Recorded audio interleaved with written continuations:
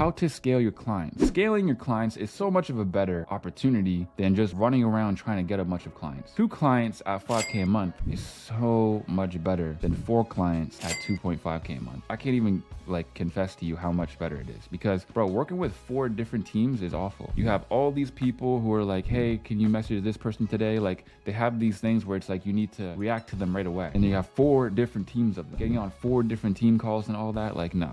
That's why it's so important that you have the smallest amount of clients who are going to pay you the largest amount. So how do you do that? How do you actually go from getting on with somebody for free to starting getting paid by them, and then started getting paid more and more and more by them? This is another thing that I've never heard anybody talk about. Even in the high ticket courses, even in the stuff where you pay in thousands of dollars, they still don't really tell you this stuff. I'm about to spit some free game right now. You have to start providing them with results. Obviously, you have to start making them money, not just saving them time. Okay, because we already discussed this, man. If you're just going to save them time, then they see you as just labor. Then you can be replaced by any guy in the Philippines who's willing to do the same work that you're doing at 1/10 of the price. They can go somewhere and get $5 to $25 per email with some dude. But obviously, it's not going to be that good. They can do the same with ChatGPT. They can do it for free, even though that won't be very good either. They want somebody to bring them results, not somebody to just do the work. By being able to bring them the results, make them a lot of money, you're going to make money in return. And let me tell you why clients don't really like paying you money right off the bat. Oh, because they want to keep the money. It's not that. Because yes, they want to pay you, but when you start paying people, it's like taxes. Who here likes paying taxes? Who here likes when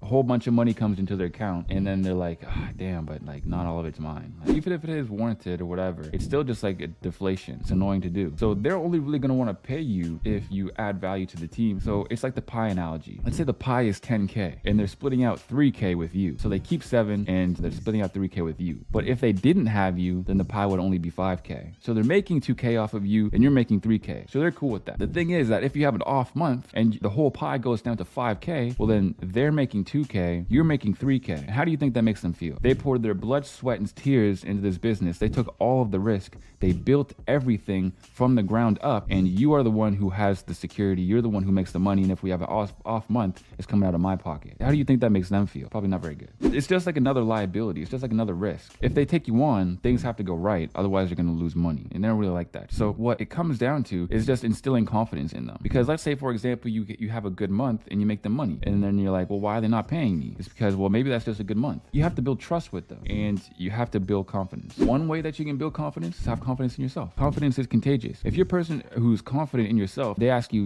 are you sure you can get this done? You say, oh yeah, too easy. Of course I can. That's going to make them sleep better at night. So that's one way. Provide them results. And another way is to learn a secondary skill. By learning a secondary skill, now you have an upsell, because with some clients, you can just write their emails for them, and maybe they'll already have somebody else on their team, a marketer, somebody else who does the list management, who does the automation, who takes care of that whole thing. And you just write the email, send it over to them in the doc. Sometimes that happens. But if you try to do the email marketing side, or you can start doing the ads side of things, there's so many different ways that you can go about it. You can do the funnels.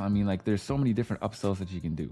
So many. And by having a secondary skill, then you have the option to be like, all right, well, I'll write your copy and I'll make your funnel. Boom. Now you can just double your price just like that, because they don't want to just have a whole bunch of people doing, okay, everybody, like one person for this little thing, one person for this little thing. I went through the same thing when I was trying to find an editor. I wanted an editor who did shorts and long form and maybe some YouTube thumbnails. I want just one guy for that. I don't want to go talking to some real editor, then talk to some dude with the long form content, and then talk to some dude for the YouTube thumbnails, because then it's just too many people and I'm explaining the same shit over and over again. I'd rather just have one guy who knows how to do it all. And that's what your clients feel like too. They just want one guy to do it all, and they'd be willing to pay for it, because it's less friction. It's easier to do. You're only explaining things once. So if you're that guy who's multi-talented and your skills complement each other, then boom, all of a sudden you're able to increase your prices easily. The next way that you're actually able to scale your clients is by building a personal relationship with them instead of a business relationship with them. This will make them want to see you win. So imagine you were doing business with a guy that genuinely you guys grew up with, you guys were cool with, blah, blah, blah. He's just going to have more trust for you. He's going to want to see you win. He's going to want to do things for you without you even really having to ask. And that's what you want from your clients. And man, business owners are the coolest people you'll ever meet, bro. They're actually good people. You know who's usually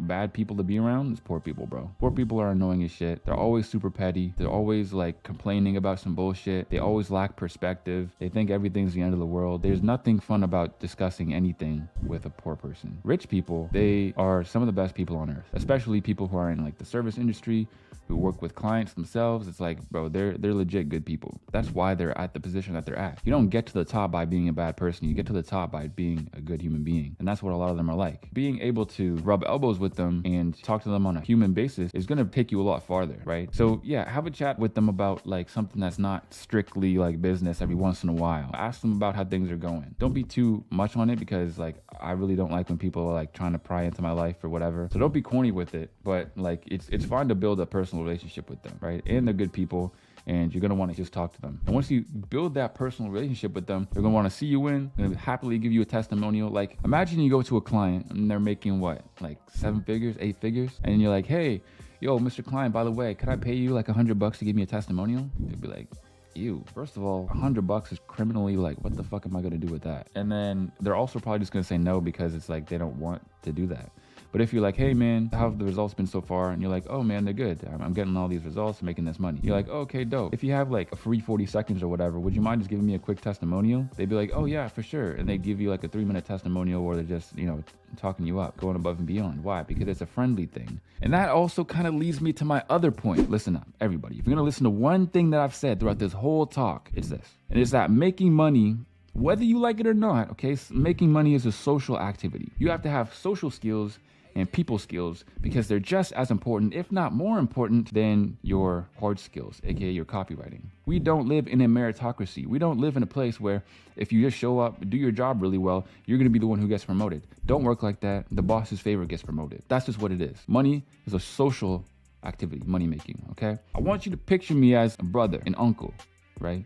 A godfather. I'm only telling you this because I'm telling you how things are. I'm not trying to whisper sweet nothings into your ear and tell you, oh, well, it's going to be really easy. All you got to do is put some words in a document. You're going to be making 10K a month like it's nothing. Like, no, I could probably make more money if I told everybody that. But at the end of the day, that's not my goal. My goal is to make sure that you guys are prepared for the world. This might hurt some people's feelings, but I'm just going to outright say it. And it's that I don't really care if you're an introvert. The world doesn't care if you're an introvert. A lot of people use the word introvert where the word loser would probably be more applicable. And it's like, I get it, bro. I'm an introvert, right? I get my energy from being alone. I don't like going to parties because my social battery runs out. But you see me on this motherfucking camera. You see me on this camera every day. I'm out here creating content. I'm out here talking to clients. I'm out here doing all this stuff. Why? Because extroversion is a skill. It's not just the fucking personality type. Don't give a fuck if you're introvert or extrovert or nothing.